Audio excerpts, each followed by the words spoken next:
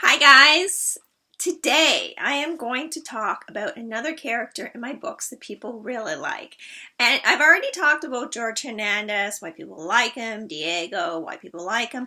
Today I'm going to talk about another fan favorite, which is Chase Jacobs. Now Chase is a character, actually I don't have the book right here. He had a brief appearance in my book, Different Shades of the Same Color. Now you wouldn't have to read that book to really connect with this whole series because it's a book in itself. He's briefly mentioned, and when I finished that book I wanted to write another book with a male protagonist. I didn't know who, and then he just kind of hit me. I was like, that guy is very interesting. I wonder what his story is, because it seemed like he was in a very complicated situation for being very young. He was probably in his early 20s, I think, in that book. And he seemed to have a lot of stuff going on.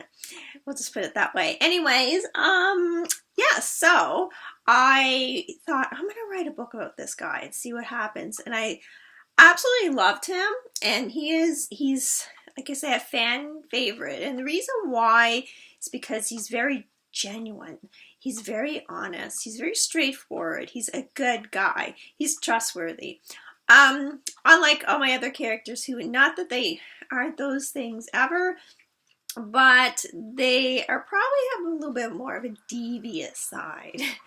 Chase is not so much. He tries to do what he feels is right, and sometimes it probably isn't to his benefit.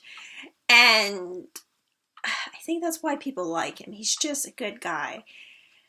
Now, first of all, I'll show you the book where he was the protagonist, which was We're All Animals.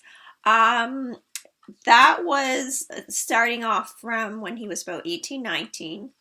It goes through a few years of his life. He, just to give you a very brief idea, he breaks up with his high school girlfriend. She dumps him right after high school. He goes to a party, hooks up with this girl he's not really into.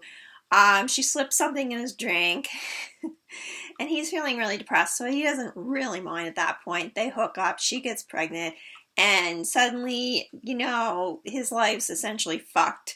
And I know that sounds pretty mean, but it's true, because she pushes him into getting married. His mother pushes him into getting married. He's not ready for it. He doesn't want to marry her. He doesn't have feelings for her. He feels like he has no control of his life.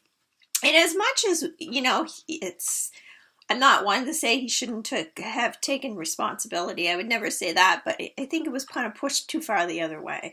And that happens, and we know that happens. We know people that's happened to. I do.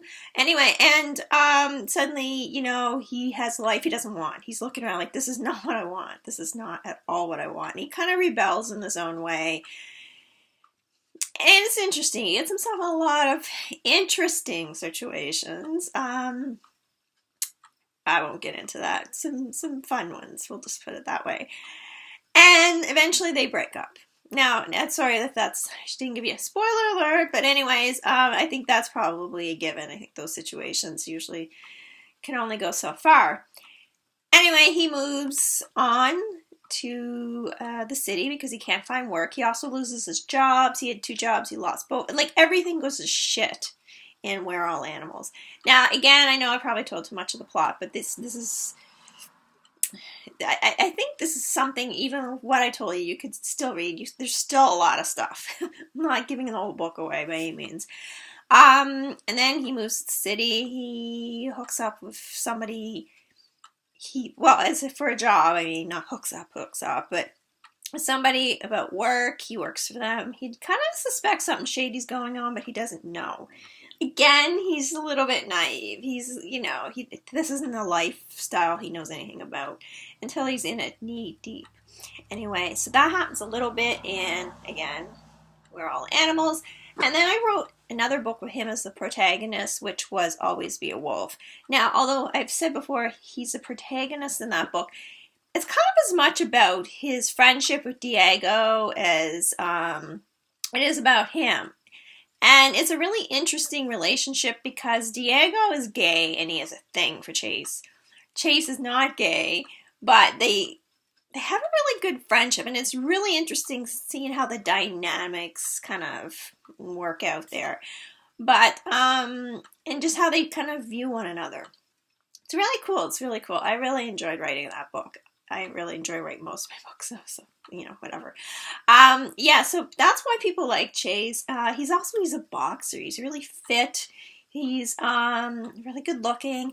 All the girls like him, and the guys. Everyone seems to like him. And there's one point actually, I think it was my last book, where George Hernandez says, "Why does everybody fall in love with Chase Jacobs?" And it's kind of because even his own daughter, who's 11, has a crush on Chase, and so it's kind of funny because everybody seems drawn to him. Everybody kind of sees him as this very stable person. He's the one that if you need help, you go to.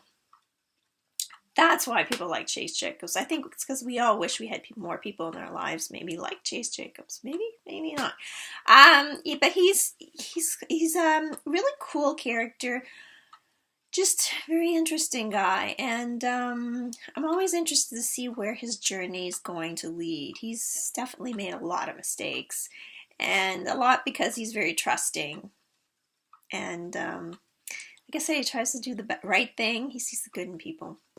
Anyway, to learn more about him, you can go to my website, Mima on Fire. I talk about all the books he's in. You can check out a sample of the 2 books I mentioned. They're everywhere online, but Amazon, usually you can read the first chapter, get an idea. Anyways, have a great day, guys. Thank you. Bye-bye.